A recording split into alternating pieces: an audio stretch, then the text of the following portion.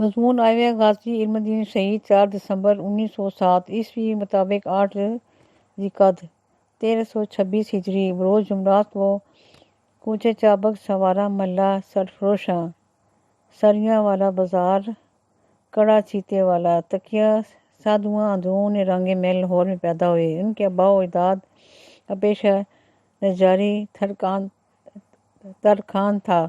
تجارت ترخان کے لیے فارسی اصطلاح اور نجاری امرتسر میں زراعت پیشہ قبیلہ تھا۔ والد کا نام طالب محمد تھا۔ علم دین ابتدائی تعلیم اپنے محلہ تکیہ سادواں کی مسجد سے شروع کی، مگر پڑھائی میں دل نہ لگتا تھا۔ ان کی نسبت بڑے بھائی محمد دین پڑھائی میں زیادہ دھیان دیتے تھے۔ علم دین میں کچھ عرصہ اندرون کبرا دروازہ بابو کالو کے شاگرد بھی رہے، مگر پڑھائی میں عدم دلچسپی کے باعث کم عمری میں ان کے والد طالب انہیں اپنے ساتھ کام پر لے جانے لگے، جس سے علم دین باقاعدہ کسی مکتب سے تعلیم حاصل کرنے بجائے اپنے خاندانی پیشہ ترکان سے وابستہ ہو کے اپنے والد کے زیر تربیت بہت جلد لکڑی کے کام میں مہارت حاصل کر لی۔ 1928 میں کام کی غرض سے ان کے والد کوہاٹ گئے تھے۔ اس وقت علم دین کی عمر تقریباً 20 سال تھی۔ کوہاٹ میں والد کے ہمراہ تقریباً 1 سال تک فرنیچر کام کرتے رہے۔ آخر مارچ 1929 عیسوی میں کوہاٹ سے واپس لاہور آ گئے۔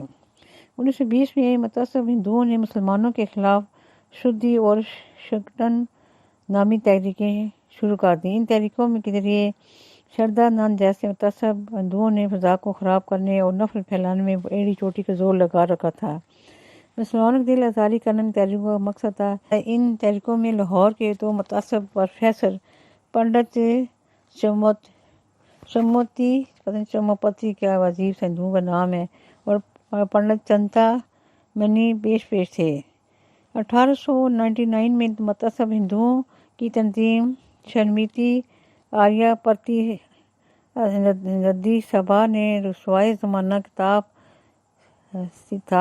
ستھارتھ پرکاش شائع کی۔ اس کتاب میں مسلمانوں کے خلاف زہر اگلا۔ اس کتاب کا آخری ایڈیشن یکم نومبر 1927 کو لاہور کے اشاعتی ادارے راجپال پبلشر نے شائع کی۔ اس کتاب کی اشاعت سے ہندوؤں اور مسلمانوں کے درمیان نفرت کی فضا پیدا ہونی شروع ہوگی۔ راجپال نے ستھارتھ پرکاش کی اشاعت سے نفرت کا جو زہر پھیلایا تھا، یہ ہندو مسلم قوموں کے درمیان خطرناک اور بھیانک صورتحال اختیار کرتا جا رہا تھا۔ اسی طرح راجپال مسلمانوں کے غم زدہ دلوں پر نمک چھڑکنے کے لیے ایک اور شیطانی کھیل کھیلا اور ایک ناپاک نام سے کتاب شائع کر دی۔ راجپال پبلشر کی شائع کردہ رسوائے زمانہ کتاب کی اشاعت کے بعد مسلمانوں کا متفقہ مطالبہ یہ تھا کہ اس ناپاک کتاب کو فی الفور ضبط کیا جائے اور اس کے پبلشر راجپال کو سزائے موت دی جائے۔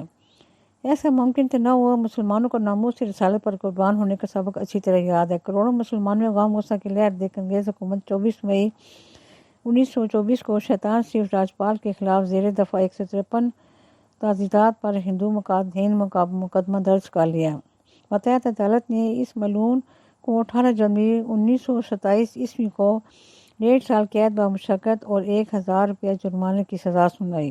مسلمانوں کے نزدیک اتنے بڑے جرم اور گستاخی کے لیے سزا کے بجائے مذاق تھا۔ عدالت کے اس فیصلے مسلمانوں کے دل دکھی تھے۔ ملعون راجپال کے متعلق عدالتی فیصلے نے مسلمانوں کے جذبات کے علاوہ پر تیل کا کام کیا اور دیکھتے دیکھتے بڑے سکیل میں راجپال کے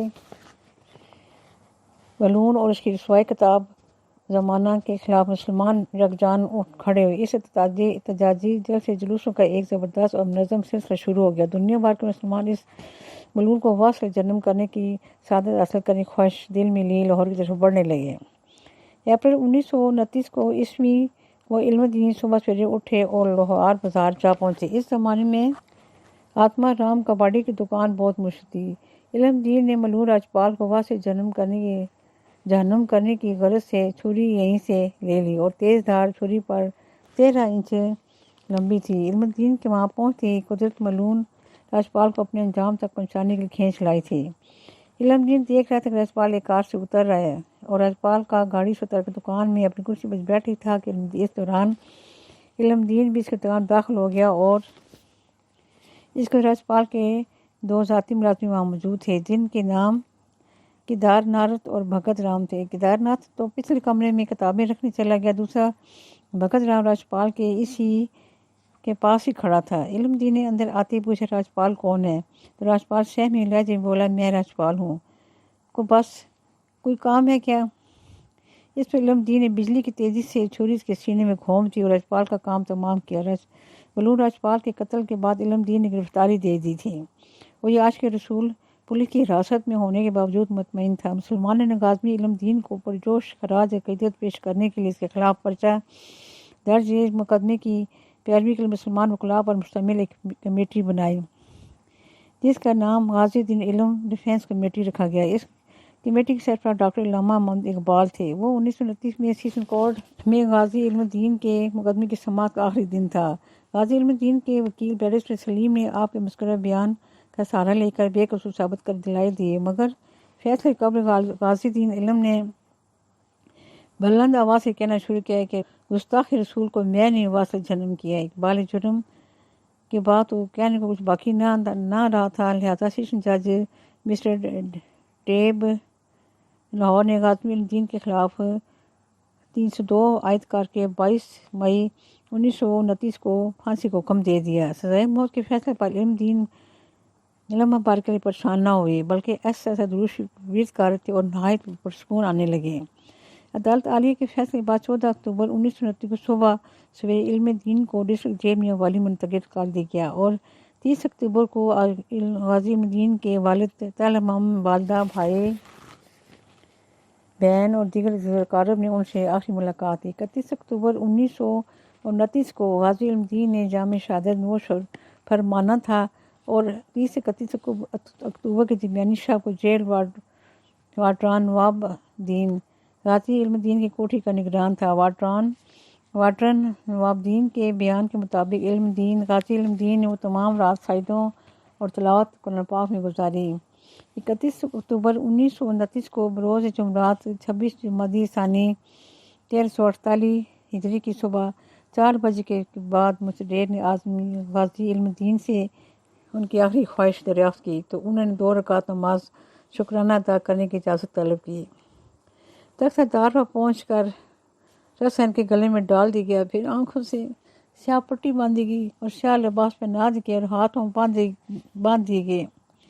اس میں غازی علم الدین کے ارد گرد لوگوں کو مخاطب ہو کر کہا، تم گواہ رہنا کہ میں نے حرمت رسول کے لیے راجپال کو قتل کیا ہے۔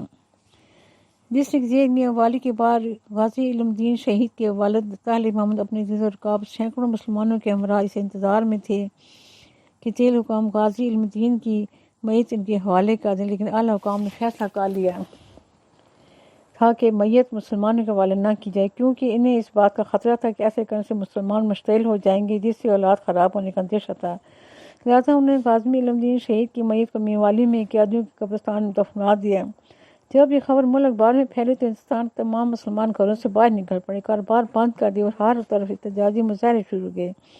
4 نومبر 1929 کو مسلمانوں کا ایک وفد ڈی مونٹ مورنس کو گورنر پنجاب سے ملا اور غازی علم الدین شہید کی میت وصول کرنے کا مطالبہ کر دیا۔